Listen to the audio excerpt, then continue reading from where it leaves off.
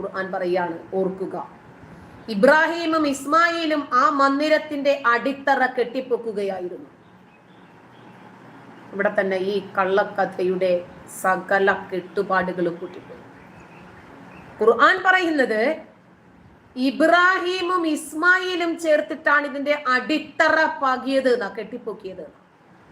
പിന്നീട് എത്രയോ നൂറ്റാണ്ടുകൾക്ക് ശേഷം വന്ന മുഹമ്മദ് നബിയാണ് ഇത് പൂർത്തീകരിച്ചത് എന്നൊക്കെ പറയുമ്പോ കുറച്ച് തള്ളല് കൂടി പോയില്ലേ എന്നൊരു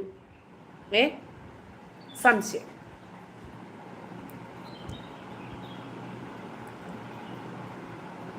ഏതോ ചില വാഴകൾ വരുന്നുണ്ട്. ശരി, നടക്കട്ടെ.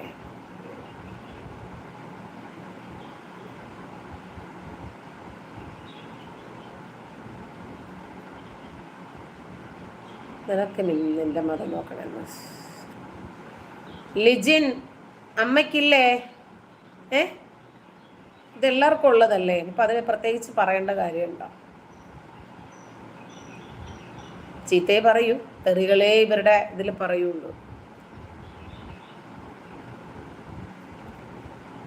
ഖുർആൻ വചനം ഇൻഡെക്സ് അടക്കം പറഞ്ഞാൽ പോലും ഇവരാരും അത് പറഞ്ഞിട്ട് കാര്യമില്ല. വിവരമുള്ളവർക്ക് മാത്രമേ നമ്മളിത് പറഞ്ഞു കൊടുത്തിട്ടേ കാര്യമുള്ളൂ. അതുകൊണ്ട് ഈ വിവരമില്ലാത്ത ആളുകളൊന്നും ഇത് കേൾക്കേണ്ട കാര്യമില്ല. ഉമ്മ തേവിടിച്ചിട്ടാണ് ഇവനുണ്ടായത് എന്നൊക്കെയാണ് ഇവരൊക്കെ പറയുന്നത് കേട്ടോ. അതിപ്പോൾ എന്നോട് പറഞ്ഞിട്ട് കാര്യമുണ്ടോടാ? ഉമ്മായിക്ക് പോയി പിടിച്ച് കെട്ടിയിട്ട് അടി കൊടുക്കുക. പെരുന്നാളാണ് കേട്ടോ, നല്ല പ്രതിഫലം കിട്ടും. നല്ല കൂടിയ ചീത്തകൾ വിളിച്ചാൽ.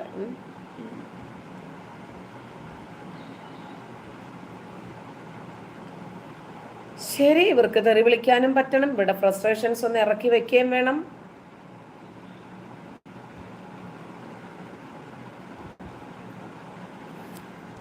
ഇന്ത്യ എന്നൊരാൾ പറഞ്ഞിരിക്കുന്നു, പാവങ്ങൾ സന്തോഷത്തോടെ ജീവിക്കട്ടെ. ജീവിച്ചോട്ടെ. ആരെങ്കിലും പറഞ്ഞോ? അവരോട് മരിക്കാൻ ഞാൻ പറഞ്ഞു, ആത്മഹത്യ ചെയ്യാൻ ഞാൻ പറഞ്ഞു? ഇല്ലല്ലോ. ഒരു കലാപം ഉണ്ടാക്കിയെടുത്താൽ എല്ലാവർക്കും നഷ്ടം വരും. ആരും കലാപം ഉണ്ടാക്കാനൊന്നും ശ്രമിക്കുന്നില്ല. ഇസ്ലാം മതത്തിലുള്ള ഇത്തരം വിശ്വാസങ്ങളെ സംബന്ധിച്ചും മാനവിക വിരുദ്ധമായ ആശയങ്ങളെ സംബന്ധിച്ചും പറയുമ്പോൾ ഇവിടെ എവിടെയാണ് കലാപം ഉണ്ടാകുന്നത്?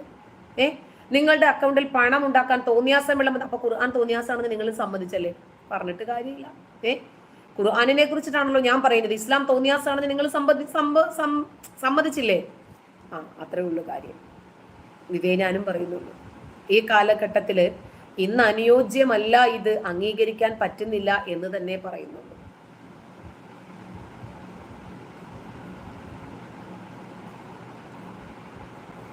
ചീത്തയെങ്കിലും മര്യാദയ്ക്കൊന്ന് അക്ഷരത്തെറ്റില്ലാതെ എഴുതാനൊന്ന് പഠിക്കണം മുറിയന്മാരെ. തെറിയെങ്കിലും അതിന് മലയാള ഭാഷയെ പരിഹസിക്കുവാണല്ലോ ഇവർ ചെയ്തുകൊണ്ടിരിക്കുന്നത്. ഇരിക്കട്ടെ. എന്നിട്ട് ഈ കല്ലിനോട് മുഹമ്മദ് നബി സലാം പറഞ്ഞു, അസ്സലാമു അലൈക്കും എന്ന് പറഞ്ഞത്രേ. ഇദ്ദേഹത്തെ പ്രവാചകനായി നിയോഗിക്കുന്നതിന് മുമ്പ് ഇത്തരം ചില സൂചനകൾ ഉണ്ടായിട്ടുണ്ട് ഇസ്ലാമിക ഗ്രന്ഥങ്ങളിൽ. ഈ നബിയുടെ സത്യസന്ധതയും യുക്തിബോധവും വ്യക്തിത്വവും ഒക്കെ മക്കയിലെ ജനങ്ങൾക്ക് എപ്പോഴും സംശയത്തിന്റെ നിഴലിലായിരുന്നു നിർത്തിയിരുന്നത്. പ്രശ്നം പരിഹരിക്കാൻ സാധിക്കുന്ന നീതിമാനായ ഒരു മനുഷ്യനാണ് മുഹമ്മദ് എന്നവർക്ക് തോന്നിയിട്ടില്ല.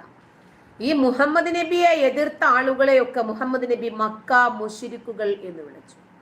മക്കയിലെ പങ്കു ചേർക്കുന്ന ആളുകൾ അഥവാ ബഹുദൈവ വിശ്വാസികൾ. എന്നിട്ട് വിധി കൽപ്പിക്കാൻ പല വിഷയങ്ങൾക്കും ഇദ്ദേഹത്തിന്റെ അടുത്തേക്ക് ജനങ്ങൾ വരുന്ന സമയത്ത് കണ്ണി കണ്ടതുപോലെയാണ് ഇദ്ദേഹം വിധി പറഞ്ഞിരുന്നത്. ഞാൻ എക്സാമ്പിൾ പറഞ്ഞുതരാം. കുറച്ച് സ്ത്രീകൾ പ്രവാചകന്റെ അടുത്തേക്ക് വരുന്നു. പ്രവാചകനോട് പറയുന്ന, പ്രവാചകരെ, ഞങ്ങളുടെ ഭർത്താക്കന്മാർ ഞങ്ങളെ പിൻഭാഗത്തു കൂടി ബന്ധപ്പെട്ട് വല്ലാതെ ബുദ്ധിമുട്ടിപ്പിക്കുന്നുണ്ട്. അതുകൊണ്ട് പിൻഭാഗത്തു കൂടി ബന്ധപ്പെടുമ്പോഴുണ്ടാകുന്ന കുട്ടികൾ കോങ്കണ്ണുള്ള കുട്ടികളാണ് എന്നാണ് ജൂതന്മാർ പറയാറുള്ളത്. അപ്പോൾ നബി പറഞ്ഞു, ജൂതന്മാർ കള്ളന്മാരാണ്, അവർ പറയണമെന്ന് വിശ്വസിക്കേണ്ട. പുരുഷന്മാരെ വിളിച്ചു. അതെ, നിസാവുക്കും ഹർത്തുള്ളക്കും പ്രാത്തുഹർത്തക്കമനാശുവത്തും. പുരുഷന്മാരെ, സ്ത്രീകൾ നിങ്ങളുടെ കൃഷിയിടമാണ്, നിങ്ങൾ ഇച്ഛിക്കും വിധം നിങ്ങൾ അവരെ സമീപിച്ചോ. പ്രശ്നങ്ങൾ തീർന്നില്ലേ? എന്നാ പിന്നെ പോയിക്കോ. സ്ത്രീകൾ വേവലാതിയുമായി മുഹമ്മദ് നബിയെ സമീപിക്കുക. ആ സമയത്ത് മുഹമ്മദ് നബി പുരുഷന്മാർക്ക് കൊടുക്കുന്ന ഒരു ഉപദേശമാണിത്. അപ്പോ പ്രവാചകന്റെ പ്രബോധനം എന്തായിരുന്നെന്നും പ്രവാചകന്റെ വിധി കൽപ്പിക്കൽ എന്തായിരുന്നെന്നും നമുക്ക് ഏതാണ്ട് കാര്യങ്ങൾ മനസ്സിലായില്ലേ. അപ്പോ കല്ലും മണ്ണും മരങ്ങളും ഒക്കെ പ്രവാചകനോട് അസ്സലാമു അലൈക്കും എന്ന് പറഞ്ഞിരുന്നു എന്ന് ഹദീസുണ്ട്. ഒരിക്കലും പ്രവാചകന് മലമൂത്ര വിസർജനം ചെയ്യാൻ വേണ്ടിയിട്ട് ഒരു മരം, ബുഖാരി റിപ്പോർട്ട് ചെയ്യുന്ന ഹദീസ്, മരം ഇങ്ങനെ ചാഞ്ഞ് നിഴലായിട്ട് നിന്നു കൊടുത്തത്രേ. മരം അറിഞ്ഞു നബിക്ക് ഒന്നിനോ രണ്ടിനോ ഒക്കെ മുട്ടുന്നുണ്ട്, നമ്മളൊന്ന് ചാഞ്ഞു കൊടുക്കണമെന്ന്. ഇതൊക്കെ ഇന്നും വിശ്വസിക്കാൻ ആളുകളുണ്ട്, അത് പ്രചരിപ്പിക്കാൻ ആളുകളുണ്ട്, അതിനെ വിമർശിക്കുന്നവരെ പൂര തെറി വിളിക്കാൻ ആളുകളുണ്ട്. അതുകൊണ്ടാണ് ഇത്തരം ആളുകൾ വർദ്ധിക്കുന്നത്, ഇത്തരം അന്ധവിശ്വാസങ്ങളും അബദ്ധങ്ങളും വർദ്ധിക്കുന്നതും അതുകൊണ്ട് തന്നെയാണ്. അപ്പോൾ ഈ ഹജറുൽ അസ്വദ് എന്ന കറുത്ത കല്ലിനെ മുത്തി നമ്മുടെ പാപങ്ങളൊക്കെ അവിടെ കൊണ്ട് വെച്ച് കഴിയുമ്പോൾ നമ്മൾ രക്ഷപ്പെട്ടു. ചില ആളുകൾ അങ്ങനെയാണ്, അവർക്ക് മാനസിക വിഷമമൊക്കെ ഉണ്ടാകുമ്പോൾ ആരോടെങ്കിലും പറയും. പിന്നീട് ഈ പ്രയാസവും ഭാരവും പേറി നടക്കേണ്ടത് ആരോടും പറയാനും പറ്റില്ല. അപ്പോ മൃഗങ്ങളെയൊക്കെ വെട്ടി ത്യാഗവും ബലിയും എന്തൊക്കെയോ ത്യാഗത്തിന്റെ സ്മരണയും അതൊക്കെ നബിയുടെ ജീവിതം, ഇബ്രാഹിം നബിയുടെ ജീവിതം എന്തൊക്കെയോ സന്ദേശമൊക്കെ നൽകുമെന്ന് പറയുന്നവര് ഹജറുൽ അസ്വദിനെ സംബന്ധിച്ച് ഇബ്രാഹിം നബി എന്താണ് പറഞ്ഞിട്ട് പോയതെന്ന് നിങ്ങൾക്ക് അറിയാമോ? ഹജ്ജുമായി മുഹമ്മദ് നബിക്ക് യാതൊരു ബന്ധവുമില്ല. ഇബ്രാഹിം നബിയുമായിട്ട് ബന്ധപ്പെട്ട കൃത്യമാണ് ഹജ്ജ്. അങ്ങനെയാണെങ്കിൽ ഈ ഹജറുൽ അസ്വദ് എന്ന് പറയുന്ന സ്വർഗത്തിലെ പാപങ്ങൾ മുത്തിയെടുക്കുന്ന, ഒപ്പിയെടുക്കുന്ന ഈ കറുത്ത കല്ല് ഇബ്രാഹിം നബിക്കും അങ്ങ് മുത്തിയാ മതിയായിരുന്നില്ലേ? ഈ പാപക്കറയൊക്കെ അങ്ങ് മാറുമായിരുന്നില്ലേ? സ്വന്തം മകനെ 72 ഹൂറികളെ പ്രതീക്ഷിച്ചിട്ട് കൊല്ലാൻ കൊണ്ടുപോയ ആ പാപമൊക്കെ അങ്ങ് കഴുകി കളയാമായിരുന്നല്ലോ. ഇബ്രാഹിം നബിയുടെ ചര്യ പിൻപറ്റൽ ഓരോ മുസ്ലിമിനും ബാധ്യതയാണ്, നിർബന്ധമാണ്. മില്ലത്ത് ഇബ്രാഹിമിന്റെ ചര്യ നമ്മൾ പിൻപറ്റണം. ഖുർആൻ തന്നെ പറയുന്നുണ്ട് നമ്മളോട്. 3 മതങ്ങളും ആദരിക്കുന്ന ഒരു പ്രവാചകനാണ് ഇബ്രാഹിം എന്നാണ് പൊതുവെ പറയപ്പെടാറുള്ളത്. ഹജ്ജിന്റെ കർമ്മങ്ങളൊക്കെ ഇബ്രാഹിം നബിയുടെയും കുടുംബത്തിന്റെയും ചരിത്രവുമായി ബന്ധപ്പെട്ടതാണ്. ഇബ്രാഹിം നബിയുടെ ചില വിഷയങ്ങൾ നമ്മൾ ഓർമ്മിക്കുന്നത് തന്നെ ഈ കാരണം കൊണ്ടാണ്. പണ്ടൊക്കെ ഇസ്ലാമിനെ കുറിച്ച് നമ്മൾ അറിഞ്ഞിരുന്നത് ചില മാപ്പിളപ്പാട്ടുകളിലൂടെയാണ്, അല്ലാതെ നമുക്കതിനെ കുറിച്ചൊന്നും അറിയില്ല. യാക്കൂബ് നബിക്ക് പ്രിയമുള്ള മകൻ, നമ്മൾ അങ്ങനെയാണ് മാപ്പിളപ്പാട്ടുകളിലൂടെ ഇസ്ലാമിന്റെ ചരിത്രത്തിലേക്ക് എത്തി നോക്കുകയായിരുന്നു. അല്ലാതെ ഇസ്ലാമിന്റെ ചരിത്ര പുസ്തകങ്ങളൊന്നും ആ കാലഘട്ടത്തിലൊന്നും സുലഭമായി ലഭിച്ചിരുന്നില്ല. ചില കഥകളിലൂടെ, കഥാപ്രസംഗങ്ങളിലൂടെ, മാപ്പിളപ്പാട്ടുകളിലൂടെ ഒക്കെ തന്നെയാണ് നമുക്കിതൊക്കെ കിട്ടിയിരുന്നത്. ഇപ്പോ നമ്മൾ ആലോചിക്കണം, ഈ മക്കയിൽ അന്ന് ഹജ്ജിന് പോയിരുന്ന ആളുകൾ പോകുന്നതും ഇന്ന് നമ്മുടെ നാട്ടിലെ ആളുകൾ പോകുന്നതും തമ്മിലൊന്ന് കമ്പയർ ചെയ്ത് നോക്കണം. അപ്പൊ ഞാനൊരു സ്ത്രീയാണ്, എനിക്ക് ഹജ്ജിന് പോകണമെങ്കിൽ ഏവനെങ്കിലും ഒക്കെ പിടിച്ച് എൻ്റെ ആങ്ങളെയും വാപ്പയും ഒക്കെ ആക്കിത്തരും. കാരണം വിവാഹബന്ധം നിഷിദ്ധമാക്കിയ ആളുകളോടൊപ്പമേ പോകാൻ പറ്റുള്ളൂ. അയാളുമായിട്ട് നമുക്ക് ഒരു ബന്ധവും ഉണ്ടാവില്ല. ഞാൻ എൻ്റെ ഉമ്മച്ചി ഉമ്രയ്ക്ക് വിട്ട സമയത്ത് ഏതോ ഒരു തന്നെ പിടിച്ച് ഉമ്മാടെ മോനാക്കി തന്നു. ഇങ്ങനെയാണ് ഇവർ സ്വർഗം വാങ്ങിക്കാൻ വേണ്ടി പോകുന്നത്. പറഞ്ഞു വരുന്നത് ഇവർക്ക് തന്നെ ഇതിൽ വിശ്വാസം ഇല്ലാന്നാ. അപ്പൊ ഇബ്രാഹിം നബിയുടെ ത്യാഗസ്മരണയിൽ അധിഷ്ഠിതമാകേണ്ടുന്ന ബലി പെരുന്നാൾ എന്തുകൊണ്ടാണ് മുഹമ്മദ് നബിയുടെ ഹജറുൽ അസ്വദുമായിട്ട് ബന്ധപ്പെട്ട് കിടക്കുന്നത്? അതുകൊണ്ടാണ് ഞാൻ പറഞ്ഞിരിക്കുന്നത്, കറുത്ത കല്ലിൽ ചുംബിച്ച് എല്ലാവരുടെയും പാപങ്ങൾ കഴുകിക്കളയാൻ അവസരമുണ്ട്. ഒരു പക്ഷേ ഇബ്രാഹിം നബിയും മുഹമ്മദ് നബിയും തമ്മിൽ ഒരുപാട് വ്യത്യാസമുണ്ട്. ഇബ്രാഹിം നബി സ്വന്തം മകന്റെ കഴുത്തറുക്കാൻ തയ്യാറായി 72 ഹൂറികളുടെ സ്ഥാനങ്ങളെ കുറിച്ച് ഓർമ്മിച്ചപ്പോൾ വളയാത്ത ലിംഗം, അതും 82ാമത്തെ വയസ്സിലാണ് കക്ഷി സ്വന്തം കോടാലി കൊണ്ട് സുന്നത്ത് ചെയ്തത്. സ്വന്തമായിട്ടാ ചെയ്തത് ഇബ്രാഹിം നബി.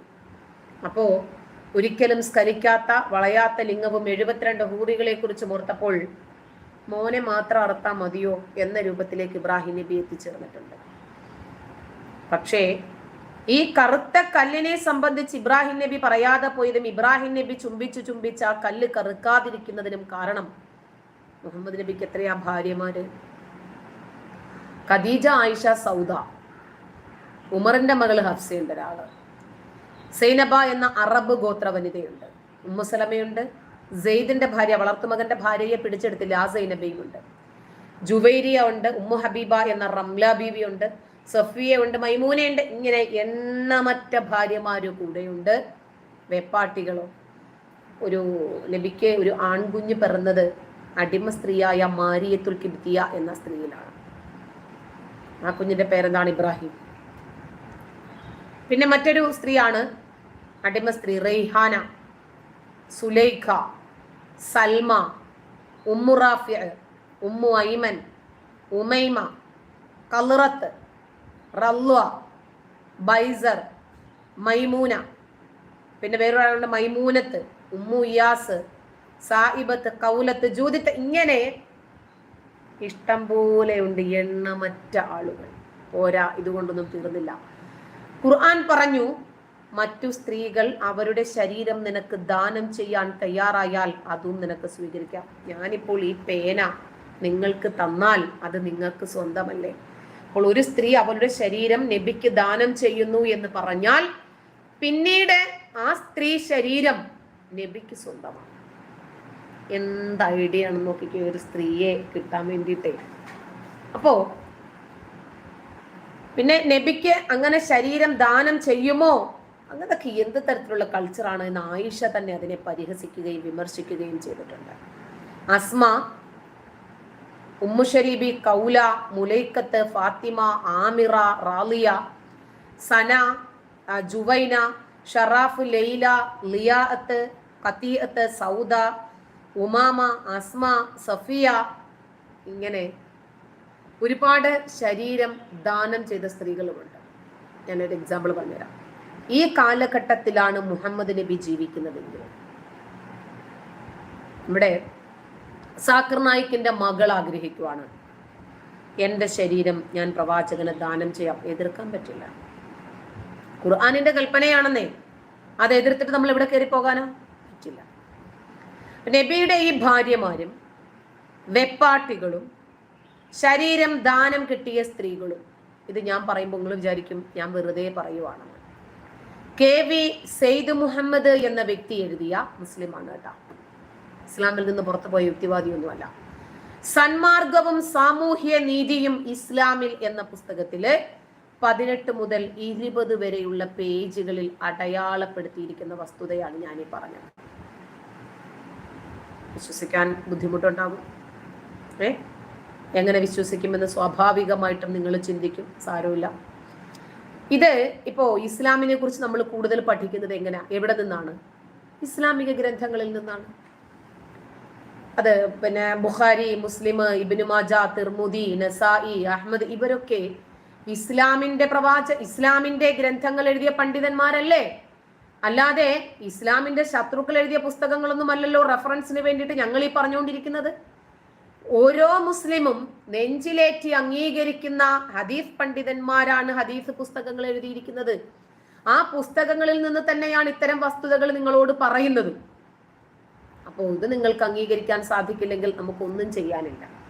ഇവിടെ പറഞ്ഞു വരുന്നത്, മുഹമ്മദ് നബിക്ക് ഒരുപക്ഷെ അങ്ങനെ ഒരു കല്ല് വേണ്ടി വന്നു.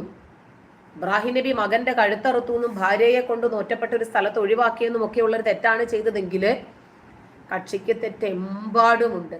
പലപ്പോഴും നബി അങ്ങനെയാ, നബിക്ക് ചെയ്ത് കഴിയുമ്പോൾ ഒരു ഗിൽറ്റ് ഫീലിംഗ് തോന്നാറുണ്ട്. പ്രവാചകൻ തൻ്റെ വളർത്തുമകനായ സെയ്ദിനോട് ചെയ്തത് ഒരിക്കലും അദ്ദേഹത്തിന് മനസ്സുകൊണ്ട് അംഗീകരിക്കാൻ കഴിഞ്ഞില്ല. അവനെ ഓട്ടക്കാലനയാക്കി ഒഴിവാക്കി വിട്ടു, അനന്തര സ്വത്തിൽ നിന്ന് കൊടുത്തില്ല, അവന്റെ ഭാര്യയെ പോലും പിടിച്ചെടുത്തില്ലേ. എന്നിട്ട് ഇന്നലെ വരെ കൂടെ അടക്കി പിടിച്ച് കിടന്നിരുന്ന പെണ്ണിനെ ഇന്ന് അവന്റെ ഉമ്മയാക്കി മാറ്റിയ ആളാ പ്രവാചകൻ. നബി വിവാഹം കഴിക്കുന്ന പെണ്ണുങ്ങള് എല്ലാ സത്യവിശ്വാസികൾക്കും ഉമ്മമാരാണ്, പക്ഷെ നബി വാപ്പയല്ല. നബി വാപ്പയായി കഴിഞ്ഞാൽ ദാനം സ്വീകരിക്കാൻ പറ്റുമോ? യുദ്ധത്തിൽ നേടിയ പെണ്ണുങ്ങളെ വെച്ച് കൊണ്ടു നടക്കാൻ പറ്റുമോ? എണ്ണമറ്റ പെണ്ണുങ്ങളെ കെട്ടാൻ പറ്റുമോ? ആയിഷ പ്രവാചകന്റെ ഭാര്യ ആയിരിക്കുമ്പോൾ ആയിഷ ഉമ്മയാണെങ്കിൽ മുഹമ്മദ് നബി വാപ്പയുമാകണം, പക്ഷെ അങ്ങനെ ആക്കിയില്ല. ആരെങ്കിലും ഉമ്മമാരോട് മറക്കി പിന്നിൽ നിന്ന് എന്തെങ്കിലും ചോദിക്കോ? ഖുർആൻ പറയാ, പ്രവാചക പത്നിമാരോട് നിങ്ങൾ എന്തെങ്കിലും ചോദിക്കുന്നെങ്കിൽ മറക്കി പിന്നിൽ നിന്ന് ചോദിക്കണം. സംശയരോഗമല്ലേ? ഉമ്മയല്ലേ? പ്രവാചകന്റെ ഭാര്യമാർ എല്ലാ വിശ്വാസികൾക്കും ഉമ്മയാണെങ്കിൽ പിന്നെ ഒരു സംശയത്തിന്റെ കണിക പോലും വരേണ്ട കാര്യമില്ല. മറയ്ക്ക് പിന്നിൽ നിന്ന് ചോദിക്കണമെന്ന്. പിന്നെ നിങ്ങൾ ഭക്ഷണത്തിന് ക്ഷണിക്കപ്പെട്ടാലല്ലാതെ നബിയുടെ വീട്ടിലേക്ക് വലിഞ്ഞു കയറി ചെല്ലരുത് എന്ന്. നിങ്ങൾ ചെന്ന് കഴിഞ്ഞാലോ പോണം, തിന്നണം, സ്ഥലം വിടണം, അവിടെ സൊറ പറഞ്ഞിരിക്കരുത് എന്ന്. കാരണം നബിയുടെ ഭാര്യമാരെ അടിച്ചോണ്ട് പോകുമെന്ന് പേടിയാ. എന്നിട്ട് നബിയുടെ ഭാര്യമാരെ പിന്നീട് നബിയുടെ മരണശേഷം ആരും കെട്ടരുതെന്നും ഖുർആനിൽ വചനമുണ്ട്. വിധവാ വിവാഹത്തെ പ്രോത്സാഹിപ്പിക്കാൻ വേണ്ടി വന്ന പ്രവാചകൻ മരിക്കുന്ന സമയത്ത് നബിയുടെ ഭാര്യയായ ആയിഷയ്ക്ക് എത്ര വയസ്സാണ്? 16. ആ ആയിഷയെ ആരും കെട്ടരുത് എന്ന് പറഞ്ഞ് 1047 കൊല്ലം നരക ജീവിതം നയിക്കാൻ വേണ്ടിയിട്ട് ആയിഷയെ വിട്ടിട്ടാണ് ഈ മുഹമ്മദ് നബി മരിക്കുന്നത്. അതുകൊണ്ടാണ് ഞാൻ പറഞ്ഞത്, പാപം ഒരുപാടുണ്ട് മുഹമ്മദ് നബിയെ സംബന്ധിച്ചിടത്തോളം, കഴുകിക്കളയേണ്ടതുണ്ട്. അതുകൊണ്ടാണ് ഇബ്രാഹിം നബി ഈ കല്ലിനെ കാണാതെ പോയതും. പക്ഷേ ഇദ്ദേഹത്തിന്റെ ത്യാഗമാണ് മൃഗബലി എന്നൊക്കെ പറയുമ്പോൾ ആണ് നമുക്കതിനോട് വിയോജിപ്പുള്ളത്. പക്ഷെ മുഹമ്മദ് നബി വെച്ച് കമ്പയർ ചെയ്ത് നോക്കുമ്പോൾ മുഹമ്മദ് നബിക്ക് അതുപോലത്തെ ഒരു കല്ലൊന്നും പോരാ.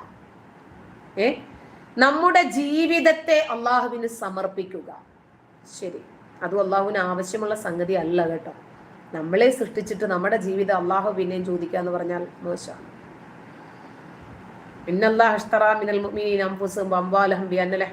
ഖുർആൻ പറഞ്ഞു, നിങ്ങളുടെ ജീവനും നിങ്ങളുടെ സമ്പത്തും നിങ്ങൾ എനിക്ക് നൽകണം, ഞാൻ നിങ്ങൾക്ക് സ്വർഗം തരാം, നിങ്ങൾ എനിക്ക് വേണ്ടി കൊല്ലണം, കൊല്ലപ്പെടണം. അതൊന്നും അത്ര ശരിയായി